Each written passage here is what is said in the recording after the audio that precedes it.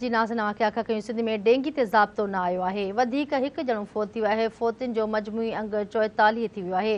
24 कलाकनि दौरान डेंगी जा वधीक 352 नवां केस ज़ाहिर थिया आहिनि। मजमूई अंग 13,299 थी वियो आहे। सिहत खाते मुताबिक़ कराची में 235, हैदराबाद में 88 ऐं मीरपुर ख़ास मां डेंगीअ जा 18 केस ज़ाहिर थिया आहिनि। सिहत खाते मुताबिक़ सखर मां 8, शहीद बेनज़ीराबाद मां 2 ऐं लाड़काणे मां डेंगी जो 1 केस रिपोर्ट कयो वियो आहे।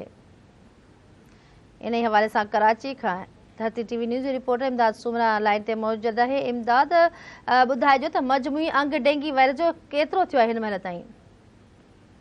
जी बिल्कुल, सिंध में डेंगी वायरस जा वार जेकी उहे गुज़िरियल 24 कलाकनि में जेको हिकु ॼणो डेंगी वायरस जेकी फोत थी विया आहे। जिन त कराची जेको आहे गुज़िरियल 24 कलाकनि में जेको आहे वधीक 352 नवां केस जेके उहे रिपोर्ट थिया आहिनि। सिहत खाते मूजिबि हिन महिल ताईं जेको आहे 13,299 केस जेके उहे ज़ाहिर थिया आहिनि। कराची डिवीज़न में 235, हैदराबाद डिवीज़न में 88, मीरपुर ख़ास डिवीज़न में 18, सखर में 8, शहीद बेनज़ीराबाद में 2 ऐं लाड़काणे में 1 डेंगी वायरस जेको आहे केस ज़ाहिर थियो आहे।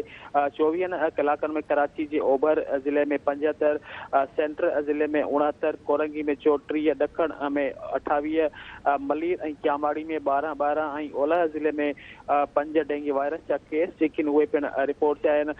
जिन त सिंध में हिन महिल ताईं डेंगी वायरस जेकी फोतियुनि जो तइदाद जेको आहे 44 थी वियो आहे। जी ठीकु आहे, वॾी महिरबानी, मां तफ़सील ॾिना।